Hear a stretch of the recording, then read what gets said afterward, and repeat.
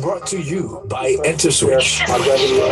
Transaction solutions you can depend on. Good morning. It is time for us to talk business with Rotus. My name is Valentine. Hi, Rotus. Good morning. Good morning, Valentine. Good morning to Lagos and beyond. Good to be here another Monday. Yeah. Money making Monday is upon us again. Please contribute to the conversation by sending messages to WhatsApp 0809-444-0981. You can watch us live on YouTube. We're live. You can find us with the name Smooth FM Lagos. Just type that in the search. Remember to subscribe and watch. Rotus, what's up? Yeah, I want to first of all shout out everybody that came to the station on Friday and got their t-shirts, the Smooth FM t-shirts. It was great. I saw that picture. It was really great. Nice. Yinka, Tayo, Ugo Collins, another Ugo Chukwu, Ogene Chukwu, and everybody that came out. I got a few tags on Instagram. Shout out to them. Well done. Yeah, it was great. It was great. And if you haven't picked up, there's still some shirts left. So I guess we'll be doing it every Friday where people can pick them up. All right, let's get into the stories for the day. There's a huge trust deficit in this country when it comes to stats and when it comes to transparency. The NNPC, the state oil company, declared its first profits, according to the NNPC, 44 years, 287 billion naira. Now, just to put this in context, the NNPC did declare, it's been running losses. There was a loss of 800 and something billion in 2018. That loss was trimmed down to 1.7 billion naira in 2019. And now the NNPC says it has declared a profit of 287 billion naira. President Buhari, who is the Minister of Petroleum, made the announcement. But the thing that's bothering a number of people is that the announcement was made before the audited accounts were produced. As we speak, the NNPC is yet to produce audited accounts. So we haven't seen the accounts and seen exactly how the profit was arrived at. So essentially, there's a tweet from Tedo Peterside, who the founder of Stanbic IBTC, founder of the Tedo Peterside Foundation, the ANAP Foundation, and so on.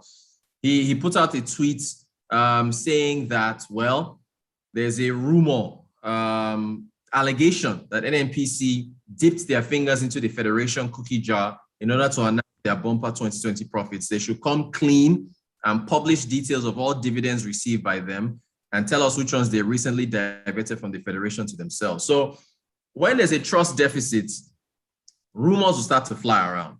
That's just how this country is, right? That's anywhere there's lack of transparency, stories will start to pop up. So it is best for the NNPC to just put out these audited results so we can take a look. Now, it should be said, Mele Kyari, the group managing director of the NNPC, has to be given some credit for putting out audited accounts in 2018, audited accounts in 2019. He's been fully transparent about how subsidy needs to end. He said it is too expensive. So you can give him some credit. You got to give him some credit. He's tried to, he was the one when COVID first hit. It was Mele Kyari who told the public that Nigeria had barges of oil stuck at sea that weren't sold yet. So he's been so far he's been pretty open, about things. But it's unfortunate that these rumors are running around. What people would have hoped for was that the auditor, like when you usually make announcements, like a publicly traded company makes, and the NNPC, of course, is not a publicly traded company, it is a state-owned company, But when you make these announcements, you're supposed to make an announcement. When you make an announcement of having profits, it's supposed to be accompanied by your audited accounts. Yeah. So hopefully we get the accounts this week. A credible auditing firm would have done the work, and we will see how they got around those profits. People are wondering, how did you declare profits in a COVID year and so on? Well, oil prices dropped, as you know. That's what pushed us into recession, along with the lockdowns and lack of activity.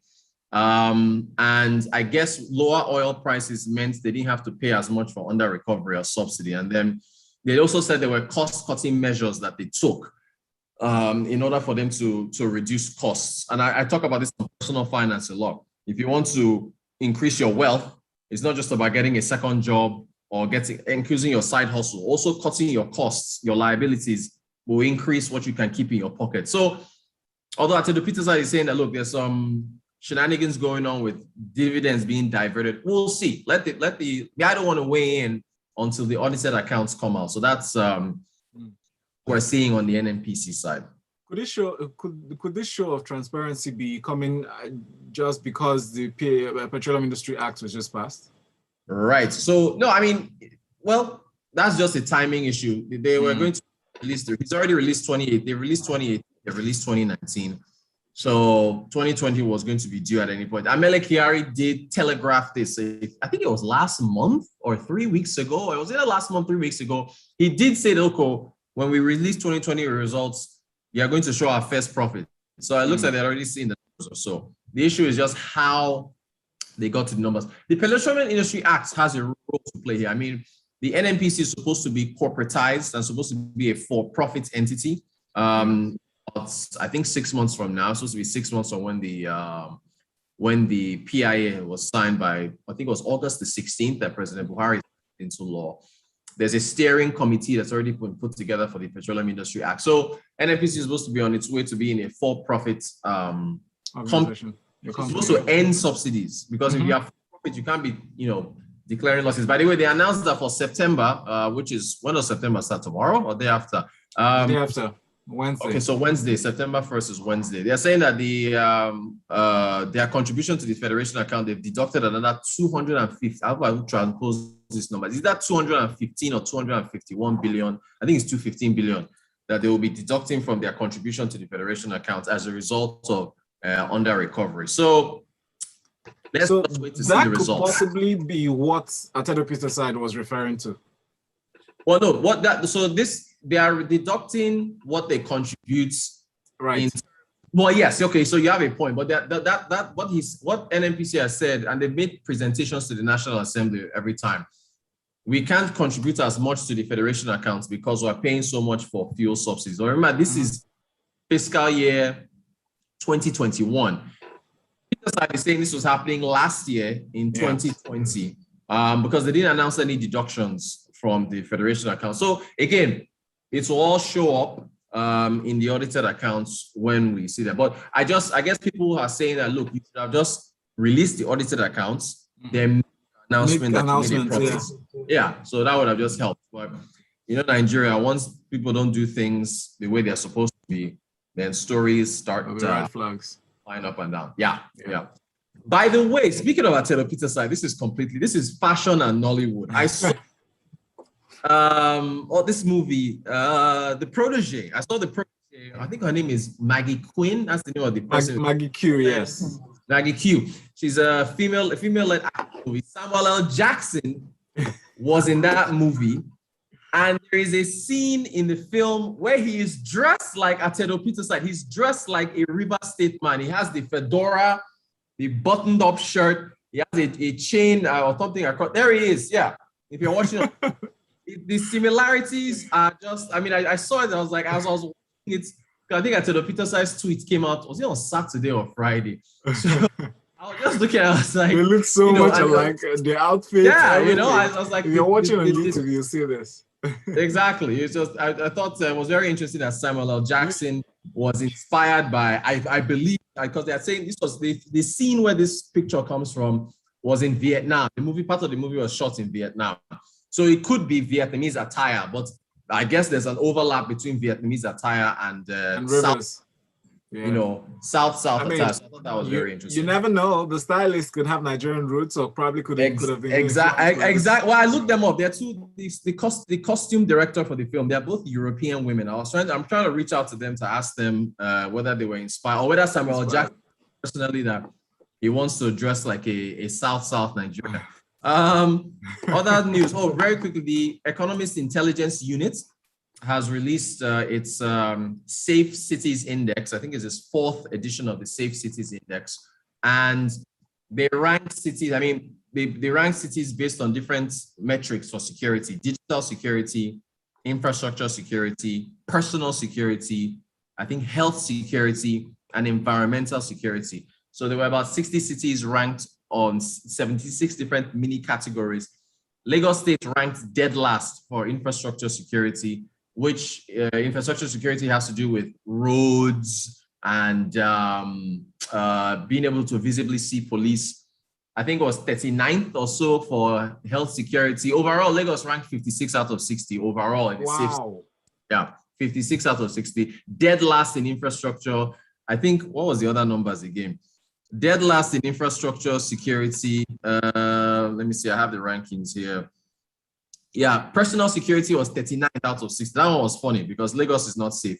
Digital security was 50th out of 60. Health security was 59 out of 60. Environmental security was 39th out of 60.